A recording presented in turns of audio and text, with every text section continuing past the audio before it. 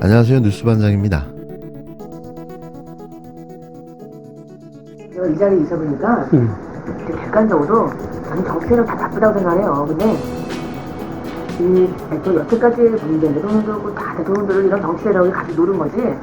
진짜 막상 이게 대통령이 되면은 좌나 우나 그런 거보다는 진짜 국민들을 생각을 먼저 하게끔 되어 있어. 이 자리가 그렇게 만들어요.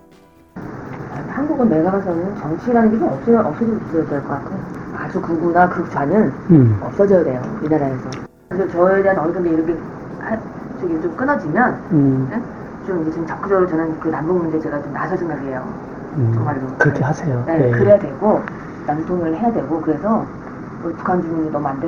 우리 국민이가 빨리 수용하고 해서 이제 이런 문제를. 청와대는 왜 그게 그렇게 또 처음에 안 들어가시게 된 거예요? 왜 또 그렇게 되신 거예요? 처음에 청와대를 이렇게 옮긴다고 하는 거는 노무현 때도 계속 말이 있었어요. 문재인 대통령도 옮기고 싶었고. 그거 아세요? 아, 그렇죠. 알죠. 네, 문재인 대통령도 마음은 옮기고 시대에 하잖아요. 한다. 뭐. 네네네. 못 옮기셨잖아요. 차라리 꿈이었으면 좋겠습니다. 우려와 걱정이 설마 했던 일이 사실로 드러났는데요. 대한민국 20대 대통령이 윤석열이 아닌 김건희였을까요? 어떤 누구의 선택도 받지 않은 자가 단지 남편이 대통령이 됐다는 이유로 마치 자신이 대통령인 양 대통령 행세를 하고 있었는데요. 이런 게 바로 국정농단인 겁니다.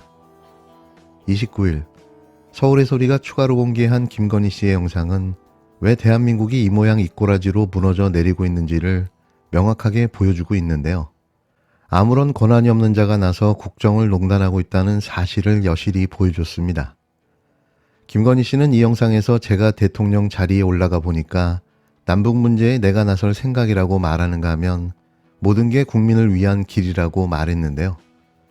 또 한국 정치에 대한 자신의 소견을 밝히며 말도 안 되는 주장을 펴기도 했습니다. 이는 리플리 증후군, 즉 자신이 대통령이라는 망상에 빠진 모습을 보여줬는데요. 그간 그녀가 보여온 행보와 살아온 삶과 달라 보이지 않았습니다. 외전 김건희 씨를 보면서 박근혜 옆 최순실을 보는 듯한 착각마저 하게 됐는데요. 이게 나라입니까? 대체 대통령이 누구인 거죠? 국정농단, 이건 대통령 탄핵감입니다. 마치 자신을 대통령으로 생각하는 듯한 발언을 합니다. 제가 이 자리에 있어 보니까 객관적으로 저는 정치 세력 다 나쁘다고 생각해요. 근데 또 여태까지 문재인 대통령도 다 대통령들을 이런 정치 세력이 같이 노린 거지. 진짜 막상 이게 대통령이 되면은 좌나 우나 그런 거보다는 진짜 국민들을 생각을 먼저 하게끔 되어 있어. 이 자리가 그렇게 만들어요. 김 여사는 먼저 제가 이 자리에 있어 보니까 라고 말합니다. 그러고는 대통령이 되면 국민들 생각을 먼저 하게 돼 있다라고 덧붙인 뒤 이 자리가 그렇게 만든다고 말했습니다. 하며 한국 정치에 대한 자신의 생각을 거침없이 얘기했습니다. 한국은 내가 봐서는 정치라는 게 좀 없어져야 될 것 같아. 아주 극우나 극좌는 없어져야 돼요. 이 나라에서. 거침없는 발언은 대화 후반부까지 계속됐습니다. 그래서 저에 대한 어느 정도 이렇게 저기 좀 끊어지면 좀 이제 좀 적극적으로 저는 그 남북 문제 제가 좀 나설 생각이에요. 정말로. 그렇게 하세요. 네, 네. 그래야 되고 남통을 해야 되고 그래서 우리 북한 주민이 너무 안 돼. 우리 국민이가 빨리 수용하고 해서 이제 이런 문제를 해야 돼서. 남북 문제를 자기가 나서서 해결하겠다는 겁니다. 역시 대통령이나 할 수 있는 발언입니다. 청와대는 왜 그게 그렇게 또 처음에 안 들어가시게 된 거예요? 왜 또 그렇게 되신 거예요? 처음에. 청와대를 이렇게 옮긴다고 하는 거는 노무현 때도 계속 말이 있었어요. 문재인 대통령도 옮기고 싶었고. 그거 아세요? 아, 그렇죠. 알죠. 네, 문재인 대통령도 마음은 옮기고 시대에 하잖아요. 한다. 뭐. 네네네. 못 옮기셨잖아요. 저희가 옮긴 거예요. 저는 사실상 너무나 많이 피해를 봐서 거기 들어가면 너무 좋거든요. 근데 저기 여기 한남동 완전 비교도 안 돼요. 그냥 학구방이요 거기 비하면. 시설도 아주 나쁘게 있고. 지금 여기 들어가실 관저요? 네네네. 일단 경호 문제가 돼가지고 딴 거는 뭐 인테리어는 대충 했는데.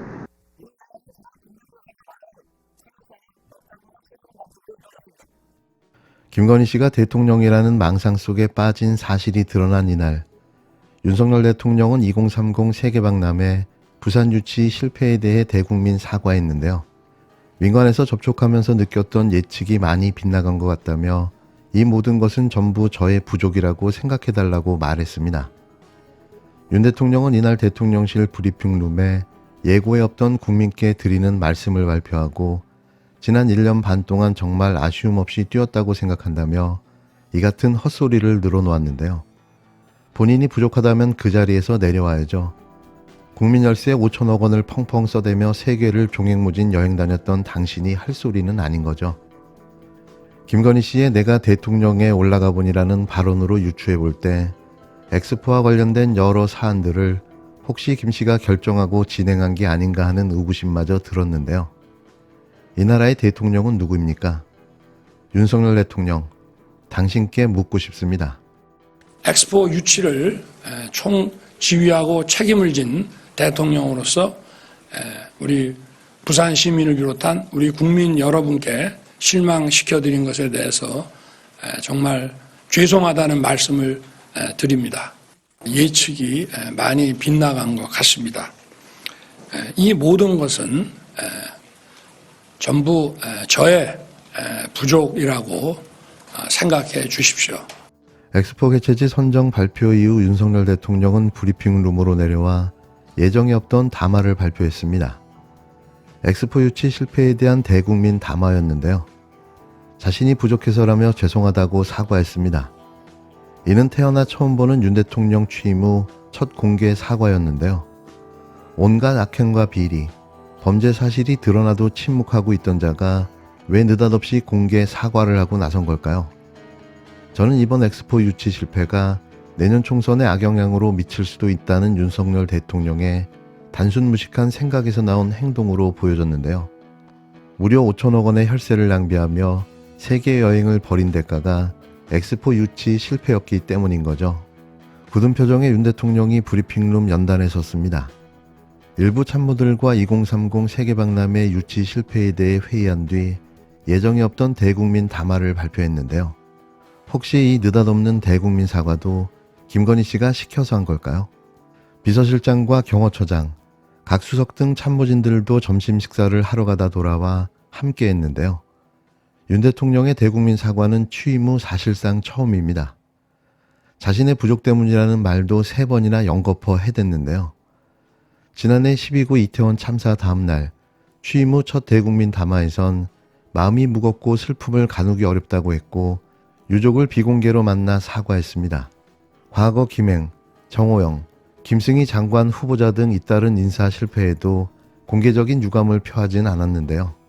이에 대해 대통령실 관계자는 막판 유치전으로 부동표가 넘어올 걸 기대했지만 예상보다 큰 차이로 탈락했다며 대통령 본인이 매우 실망한 것 같다고 전했습니다. 총선을 앞둔 시기여서 부산 민심이 흔들릴 가능성에 촉각을 곤두세우는 것 같다는 내부 반응도 나왔는데요. 이게 진짜 이유인 거죠. 쉽게 말해 총선 대패가 예상되니 똥줄이 타는 겁니다.